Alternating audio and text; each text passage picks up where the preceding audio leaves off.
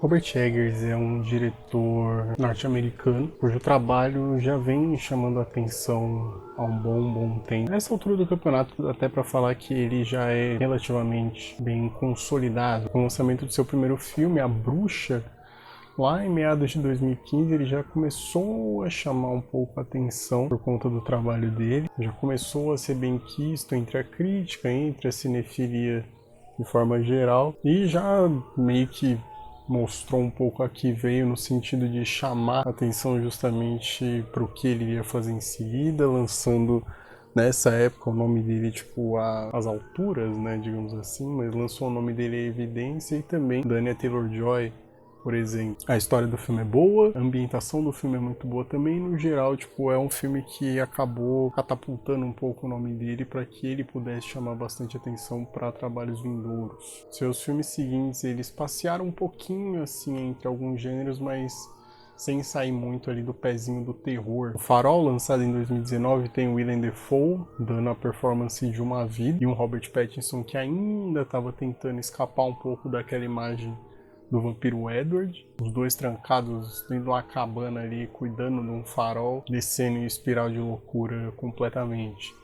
E lançado em 2022, teve O Homem do Norte, que é o que se difere um pouco mais da filmografia do diretor, justamente por ser um épico sobre vingança, com Alexander Skarsgård e seus peitos de fora, ápice de testosterona e matança que o diretor poderia proporcionar. Falando bem rapidamente assim sobre esses filmes, caso você aí não conheça, mas as obras dele sempre retratam histórias de época que sempre vão buscar temas que não envelhecem e um passado relativamente distante se comparado com a nossa contemporaneidade, mas o tempo ele não existe, né? E tudo acaba sendo uma coisa cíclica, então acho que quanto a isso a gente está bem tranquilo. E não só isso, mas uma marca registrada do diretor é justamente a presença do sobrenatural nas suas obras, a presença do oculto, essa coisa meio parecida com uma fábula. As histórias que ele resolve contar, elas são muito parecidas com fábulas nesse sentido. São recortes, retratos das vidas de algumas pessoas ali, cujo sobrenatural tipo, vai tocando de formas diferentes, então tem muito essa sensação de uma fábula por si só. Essas histórias, por vezes, estão prontas para passar uma moral, para ensinar uma lição, ou só tentar contar uma boa história de forma geral. Mas essas histórias que ele resolve contar, apesar de terem histórias originais, elas são boas e elas têm esse tom de coisas que aconteceram há muito tempo e que vão passando de geração em geração. Então, de novo, é uma coisa cíclica. O Robert Eggers, durante o tempo, ele se mostrou um cara, tipo, bem obsessivo, perfeccionista e obcecado com o trabalho dele. Justamente os recortes ali que ele resolve colocar em tela. O trabalho de pesquisa que ele tem ao escrever os roteiros, por mais que muitas vezes ele não vai escrever roteiros sozinho, são trabalhos muito proeminentes, mas são marcas de obsessão que tipo vão refletir em todos os trabalhos que ele for colocar em tela pra gente poder ver. Isso no mais mísero detalhe, seja na ambientação, nos cenários, os objetos de cena que aparecem por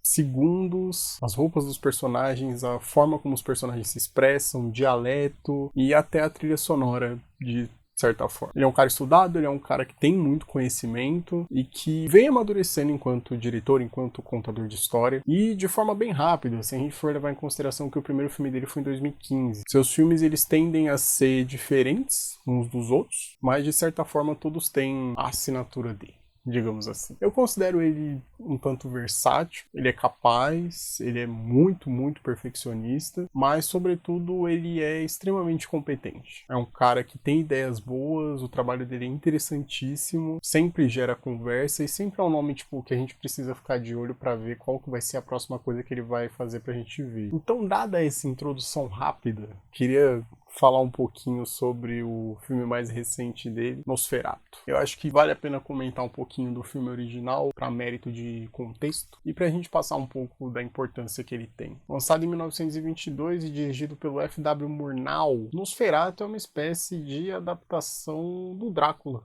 do Bram Stoker. O que rola é que na época, por algum motivo, o pessoal já estava na produção do filme e chegaram pra galera e falaram que tipo, eles não poderiam usar propriamente a propriedade intelectual Drácula Então, no meio da produção, tipo, isso é acreditado ao Murnau, mas a equipe toda resolveu fazer algumas alterações para que não fosse, por si só, uma adaptação de Drácula, mas que fosse uma história inspirada por Drácula. Então, eles mudaram o nome dos personagens, ao invés do Conde Drácula, a figura principal do filme virou o Conde Orlok, e a aparência dele, tá aí a maior forma de distinção como um todo, mas a aparência dele não seria aquela coisa que a gente já tá mais acostumado hoje em dia do Drácula, né, de ser aquela coisa garbosa, aquela figura sedutora e tal. A aparência do Nosferatu seria completamente diferente, algo muito mais marcante até. E a história segue basicamente, né, o que conta o livro do Drácula. Existe personagem que em Nosferatu é chamado de Hutter. Ele é um jovem agente imobiliário que é incumbido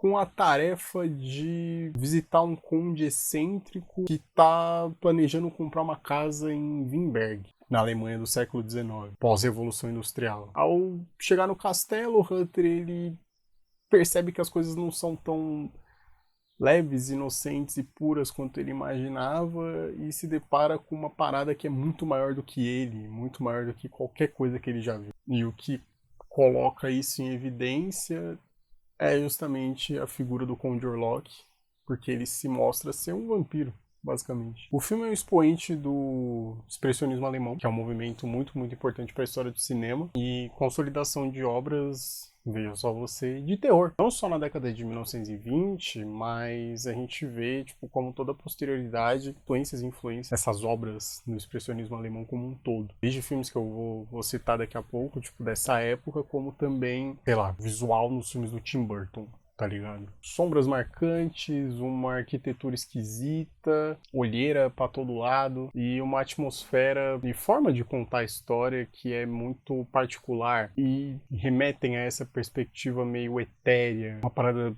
meio gótica, meio desconfortável e até opressora também. Algo que te lembra de um sonho esquisito que você não vê a hora de escapar. É um movimento muito importante. Alguns dos filmes que bebem um pouco desse movimento e que ajudaram tipo, a consolidar lá naquela época é o Gabinete do Dr. Caligari, por exemplo. Metrópolis, do Fritz Lang. Fausto, que também é do Murnau. Só filmaço.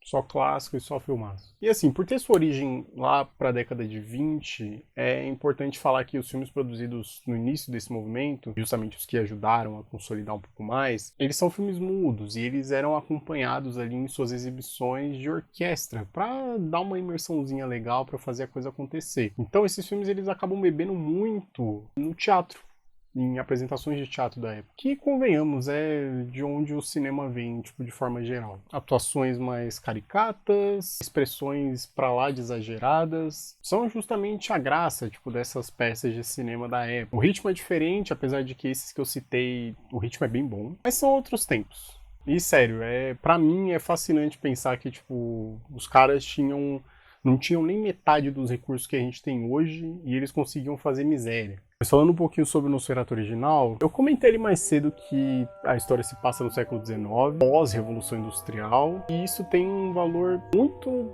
significativo pelo contexto que as coisas representam. À medida que eu fui assistindo o filme de novo, pouco tempo atrás, eu fiquei pensando no tamanho do impacto que esse filme teve para quem estava vendo na época. Sabe, para cidadãos alemães da época. Isso porque o país estava todo cagado da Primeira Guerra Mundial, né, estrupiado ali, falido, fudido. Isso por si só acaba refletindo um pouco na cena, no movimento do expressionismo alemão também, por buscar o exagero, por buscar o irreal principalmente. Mas a pessoa que estava vendo aquele filme, a pessoa que estava vendo Nosferatu naquela época, ela se depara com uma história em que a grana é um elemento muito importante. A ideia imobiliária, a ideia de você ter uma casa, tá ligado? É uma ideia muito importante. E justamente porque a figura principal do filme, ela tem muito dinheiro e ela tá, tipo, buscando ali moradia e não só isso, mas... porque por si só já seria um motivo, tipo, de estranhamento grande, mas também por ser um estrangeiro. O Conde Orlok, ele é um cara que ele pode ser visto como excêntrico, né, dentro do contexto da história, apesar de tipo não ter uma indicação clara disso no filme. E ele é filho de uma sociedade que não existe mais. Em 1922, tipo, ela já não existia fazia um bom tempo, sabe? E especialmente ele é um cara misterioso. Ele é cheio de capricho, cheio da grana e cheio de uma suposta influência em cima das pessoas. Depois que o filme assume, né, e revela, a gente vê que essa influência é fruto do mal encarnado. O cara mora num castelo, tá ligado? Ele quer as coisas de bate-pronto. Porra, ele tem título de nobreza. O cara é um conde, literalmente, tá ligado? E pelo próprio elemento do sobrenatural no filme, o cara mexe com o oculto. Ele é um vampiro, ele tem toda aquela aparência cadavérica, estranha, já pra época. Eu fiquei pensando muito sobre esse olhar que as pessoas possam ter encarado a história e todos esses elementos que acabam compondo, né, esse tipo de coisa. Esse estranhismo empregado no estrangeiro, onde essa figura misteriosa tipo não se encaixa na sociedade da época também. Ele tenta forçar, penetrar dentro de tudo isso e tomar para si tudo aquilo que não pertence a ele. Existem muitas problemáticas em prol da discussão, mas existem muitas problemáticas que histórias de vampiros trazem. E muitas batem na tecla desse estranhismo com o estrangeiro, do medo do outro. São histórias bem identitárias também, mas de você se reconhecer enquanto parte de alguma coisa e o outro é o que te assombra. Dos costumes antigos colocados como um embate dentro dos costumes novos, comportamentos. E no fim das contas são coisas que fazem a gente refletir, porque a gente está em 2025. Mas fazem a gente refletir sobre o hoje. Isso não só em histórias de vampiros, histórias de terror no geral, e me faz lembrar da questão do horror cósmico, que se pauta justamente no medo do desconhecido, no medo daquilo que a gente não sabe o que é. E isso, tipo, hoje em dia a gente sabe que vem do fato do principal nome do subgênero, que é o H.P. Lovecraft, ser um racista do caralho, ter sido, né, um racista do caralho, um preconceituoso do caralho. Mas essa figura decadente do demônio em forma humana, ou quase humana, que suga a vitalidade das pessoas em prol de se manter vivo, querendo perpetuar a sua existência, ligado a uma noção de hereditariedade, tipo de sangue azul. É algo muito particular de como cada obra vai tratar. O filme do Murnau, lógico, ele não vai fazer uma provocação tipo tão clara e consciente de pensamentos sobre estrangeiros de forma X ou Y. E também eu acho que não é o caso de apontar o dedo e falar: nossa, esse filme é preconceituoso, vamos boicotar o filme. Tão menos é válido fazer isso com a obra do Drácula escrita pelo Bram Stoker e colocar tipo um julgamento de hoje em cima dessas obras feitas há muito, muito tempo atrás, sabe? Mas o que interessa a partir do momento em que existe uma releitura de uma obra, que algum autor tipo pega uma obra para poder falar alguma coisa em cima dela, é justamente, primeiro, ver como essas histórias são fortes e como elas perpetuam no decorrer da existência, e, tipo, como elas sempre vão também existir, sendo contadas e recontadas várias e várias vezes, por serem obras boas, por serem clássicas, justamente por isso, e a gente entender que são produtos de seu tempo, e a gente precisa não só olhar e analisar essas obras com o olhar que a gente tem hoje, mas também entender que existia todo um contexto, tipo, na época em que elas foram feitas, para que elas saíssem do jeito que elas saíram. E o segundo ponto é pensar na responsabilidade de quem, tipo, vai meio que tomar essa obra para si e justamente fazer essas releituras, e aí sim, tipo, a gente pode pensar também, levando em consideração o contexto, na responsabilidade que esse realizador tem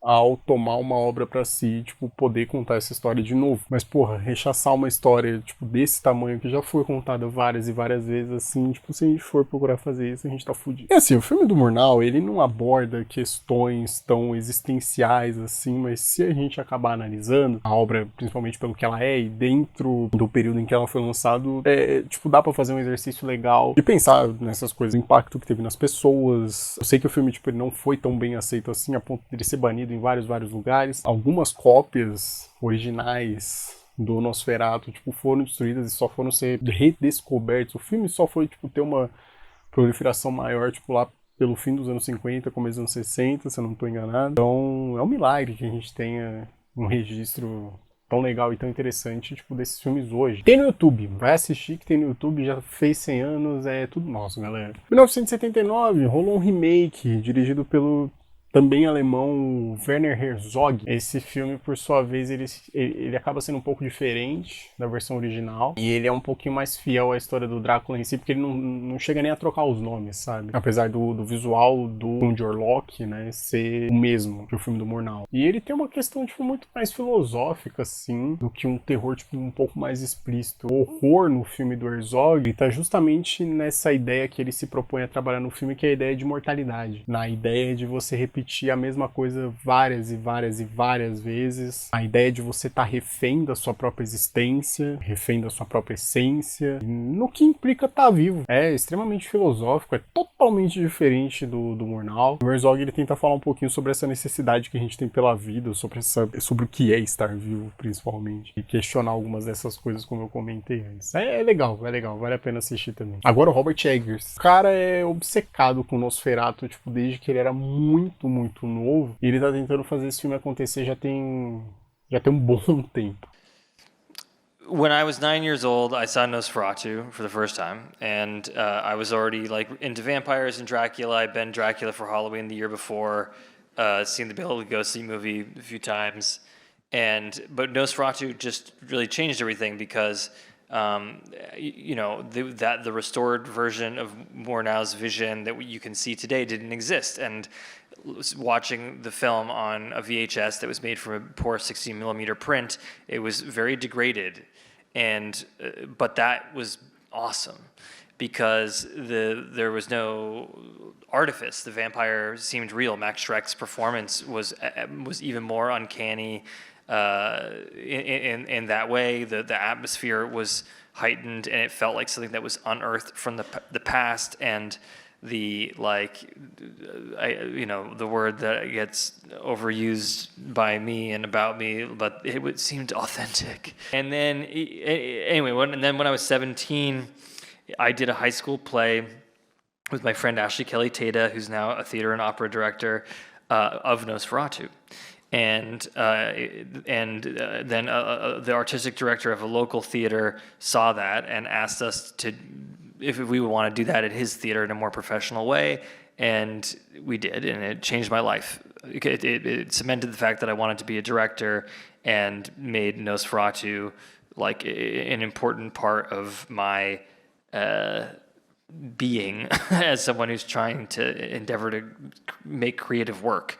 Essa versão de 2024, ela é basicamente a mesma história que o Murnau adaptou, né? Que, por sequência, é a mesma história do Drácula. E o Eggers, ele é bem purista nesse sentido. Ao meu ver, é uma forma de repassar essa história para frente, né? De atualizar alguns dos conceitos e atualizar essa narrativa para que novas pessoas pudessem assistir, prestando as homenagens que ele tem que prestar e fazendo reverência ao filme, tipo, do Murnau o tempo todo. E é justo, porque o cara é extremamente apaixonado por esse filme. Ele deixa a marca dele, né, a presença de pesquisa para ele poder fazer o roteiro. A Wimberg, que o Eggers retrata, é uma sociedade extremamente racional, ela é, tipo, extremamente impactada pela Revolução Industrial. O pensamento lógico, ele é muitas vezes citado no filme, tipo, como uma coisa importante. E a ação humana, o fazer da humanidade, não só pensar ou o sentir, quase que não existe, é muito, muito importante pro filme também. Então, quando o sobrenatural aparece, e não digo só essa questão figurativa do que é mal, porque também existem alusões sobre o bem, e sobre coisas ortodoxas e coisas voltadas ao cristianismo também, é um contraponto bem interessante assim no filme e é bem trabalhado. A gente consegue ver o amadurecimento dele enquanto diretor. Se você acompanhou os outros filmes, eu acho que vale a pena ver, são só 4 filmes, então é legal comparar com o mais novo dele, comparar com o Nosferatu. A gente consegue ver o quanto ele amadurece na forma de dirigir, de fato, na forma de criar cenas, tipo, o quanto ele tá criativo, o quanto ele é devoto a essa história, principalmente. A forma como ele filma, às vezes ele acelera um pouco as coisas e é tudo muito contemplativo, às vezes ele bota o pé no freio também, mas é tudo muito contemplativo. As cenas mais etéreas, justamente para introduzir o sobrenatural na história, elas são lindas, lindas, lindas. O trabalho de direção de fotografia também é do caralho. É um negócio que você chega a ficar abismado. Você fica impressionado, assim, porque é uma parada de cair o queixo, cara. A construção do mundo, o quão palatável são aquelas ruas e o castelo e os caminhos e... Puta merda, cara, é muito bem feito, é muito bem feito. É como se aquele pedaço da história que ele estivesse contando tivesse vida própria, saca? E é como se a história, tipo, ela fosse se desenrolando sozinha. E justamente dá pra ver o quanto ele é devoto ao filme do Murnau e o quanto ele respeita o trabalho do Murnau a ponto de ficar meio refém disso, sabe? E não sei, cara, a ponto disso, tipo, ultrapassar o limite da reverência e, na minha opinião, acabar se tornando um pouco o ponto fraco dele também. Que é justamente isso que, pra mim, acaba enfraquecendo um pouco essa versão de 2024. Vi algumas pessoas na internet falando que não tem necessidade de existir um remake de Nosferatu e não tem por que contar de novo a mesma história. Mas é aquela coisa de que o cinema... Tipo, a gente não pode pensar no cinema dessa forma. Tipo, pra que eu vou fazer tal coisa? Pra que eu vou fazer tal filme? Se eu empregar essa lógica em qualquer coisa, nenhum filme é feito, tá ligado? Todas as histórias já foram contadas, então interessa se tem alguma coisa nova pra contar. E ele tem.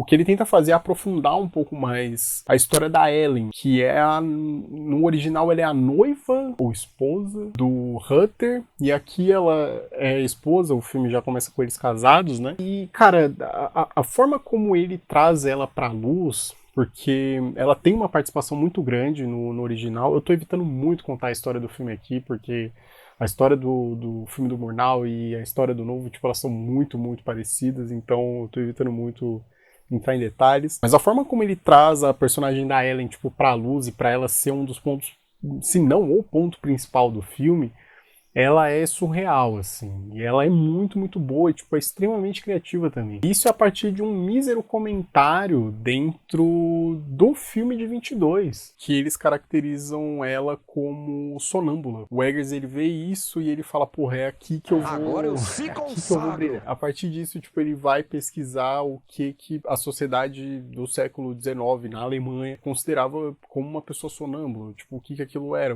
como as pessoas viam aquelas pessoas. Então ele descobre que, tipo, o pessoal enxergava uma pessoa sonâmbula como alguém que tinha contato com o mundo espiritual e por aí vai. Então ele constrói a Ellen como pária. Ela não tá em lugar nenhum, ela não se sente, tipo, parte daquele contexto todo, e isso é muito interessante, cara. A forma como ele evidencia essa personagem, a forma como ele, de novo, foca a história inteira em cima dela, é o ponto principal, o ponto diferencial, assim. Enquanto o filme de 22, e eu tô comparando muito essa versão de 24 com o filme de 22, porque são duas versões que se conversam bastante, e tirando a Dorzog de lado, por exemplo, enquanto o filme de 22 ele tem o desenrolo todo da história, meio que por acaso, o que, na minha opinião, é foda, já por si só, não precisar ficar explicando tantas coisas, a versão do Eggers, ela tem um motivo, sabe, para todas aquelas coisas estarem acontecendo. E essa noção de transformar essa história numa história de amor traz um ar de tragédia de uma maneira que é fantástico, sabe? Me agrada demais. É impactante, é importante, faz com que tenha uma evolução no próprio olhar do material original, saca? You know, in Murnau's film, Ellen is a somnambulist and a sleepwalker in the 19th century, even medically, was considered someone who is more in tune with like another realm, you know, and perhaps an astral realm. And they're often like people who are somnambulists were often like thought to be excellent spirit mediums.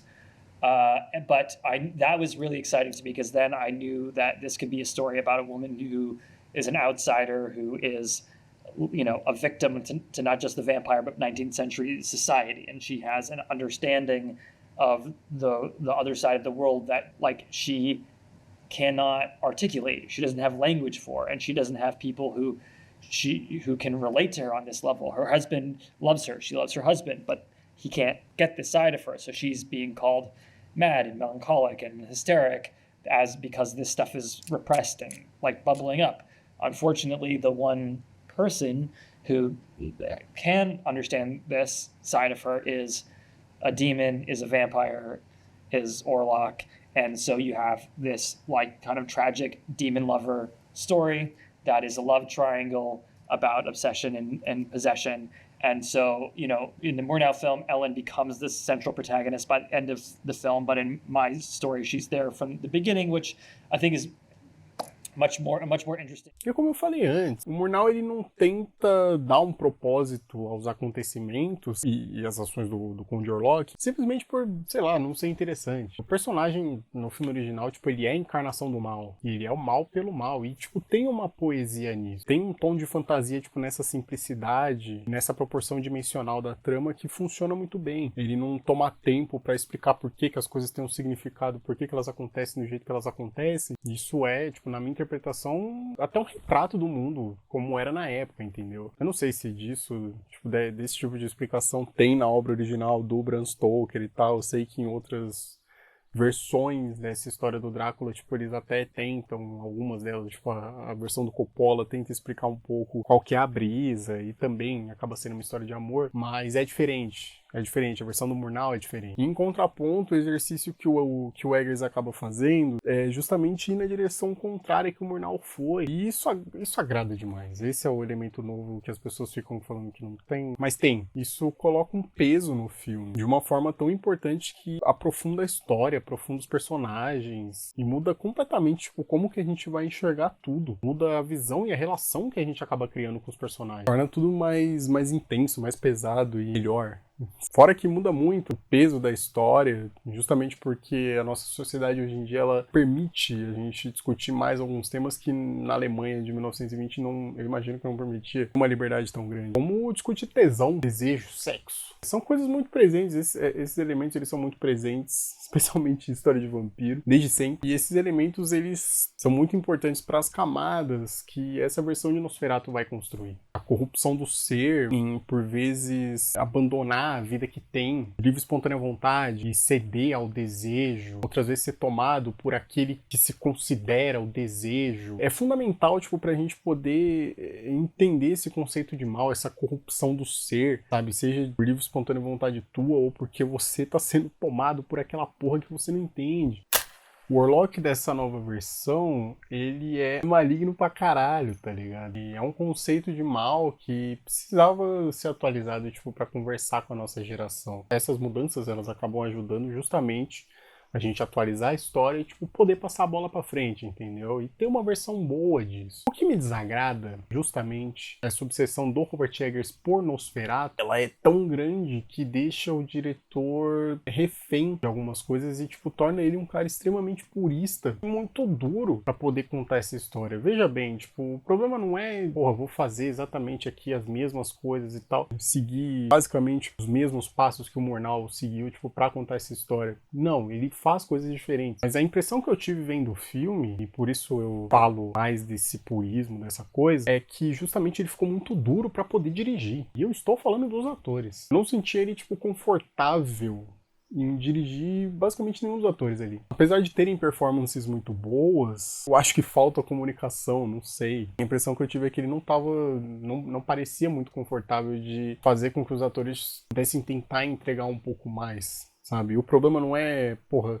todo mundo parece que tá numa peça de teatro. Não, isso é bom, tá ligado? Porque isso acrescenta muito na história, acrescenta muito também, tipo, a você tentar entender como que eram as pessoas daquela época. Mas as performances, elas me tiraram um pouco do filme. Não pela entrega dos atores, porque eu sei que eles estão fazendo o que eles podem, mas entendendo hoje, eu acredito que seja pedido do próprio diretor, que não deixa eles saírem daquela caixinha que ele criou pra poder retratar essa história. E podia ter tido mais, sabe? Tipo, ele colocou todo mundo numa caixinha pra não sair da visão dele ali, da visão purista dele, e falta algo. Tem destaques, obviamente tem destaques. A Lily Rose Depp, ela tem seus momentos, ela tem um trabalho corporal muito foda, isso porque o filme transita entre momentos ali de possessão, e ela entrega muito bem. Você vê que a personagem da Ellen, ela é extremamente inibida e ela consegue passar muito isso, ela tipo é uma pária da sociedade, mas em outros momentos ela se transforma e ela vira tipo uma coisa completamente diferente do que a gente tava vendo e a gente vê o quanto ela é perturbada, tá ligado? Então ela tá bem, ela vende bem, sabe? Ela entrega bem, ela faz o que dá. O Willem Dafoe também é um personagem tipo extremamente delicado, porque ao que ele entra na história, ele vai auxiliar a Ellen a tentar entender o que tá acontecendo e vai dar uma auxiliada na galera ali, mas pelo personagem ser excêntrico, pelo personagem tipo, ser justamente o contraponto a essa sociedade extremamente racional e lógica e etc, etc, etc, ele é excêntrico demais,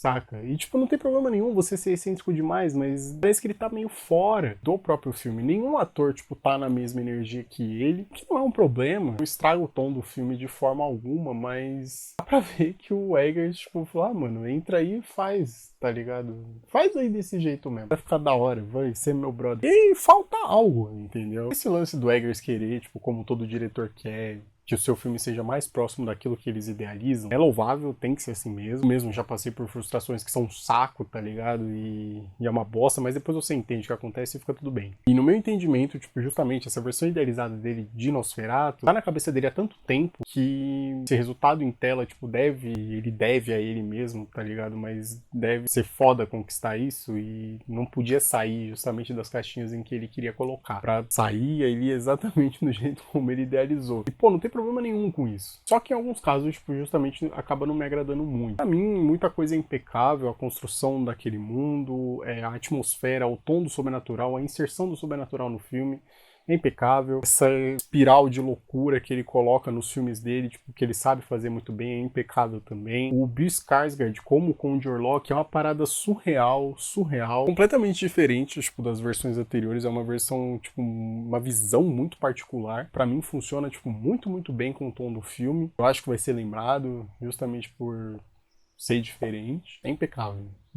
Pra mim é impecável. De verdade. O trabalho corporal do cara, o trabalho de voz do cara, puta que pariu, maluco. É muito foda, muito foda. E assim, o que mais me agrada no filme são as mudanças. E é isso, é esse diferencial, são essas coisinhas. O background de uma personagem, é uma caracterização diferente de outro personagem. Essa noção do amor, da compreensão, é tão deturpada e tão certeira que no fim do filme eu me senti entregue a essa sensação de desespero. E me fez perceber justamente o valor que essa fábula tem. Porque se todos os filmes do cara são como uma fábula, o valor dessa, tipo, pra mim, tá nisso. E aí valeu tudo, assim. So you kind of, I have you have the fairy tale structure that is Nosferatu, and I wanted it to be Nosferatu and not Dracula and follow those movements. Mm-hmm. But then because it is an enigmatic fairy tale, there are a lot of question marks. It left a lot of room for me to like embellish and like amplify with the things that I became obsessed with in the research.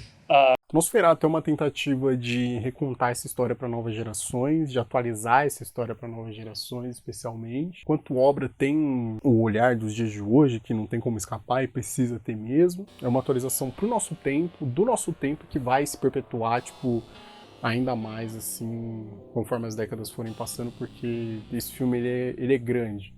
Tá ligado? E ele tem que ser grande, ele tem que ser lembrado também porque ele é grande, porque ele é um feito muito bom. É o melhor filme do diretor? Não é. Pra mim não é. Mas é algo muito expressivo e é algo que tem um valor muito grande também. É um filme melancólico, é dolorido, mas é uma coisa cheia de vida também. Cheia de capricho, cheia de esmero, e esse sentimento, tipo, deixa a gente confuso, porque na mesma medida que seduz, que brilha os olhos, também parece que não sacia e no fim deixa a gente sedento e querendo mais, em pensar que é algo que poderia ter mais e poderia ser mais. Só que aquele recorte, aqueles personagens, aquelas vidas que a gente viu, os pedaços que a gente foi convidado a acompanhar, é tudo que a gente tem. O amor que, de certa forma, faz a gente se apaixonar, também é aquele que pode acabar causando uma falta muito grande e machucar a gente, tanto a ponto de deixar a gente refém de situações que a gente não quer estar e nem ter o alívio ou paz de ver tudo isso acabar.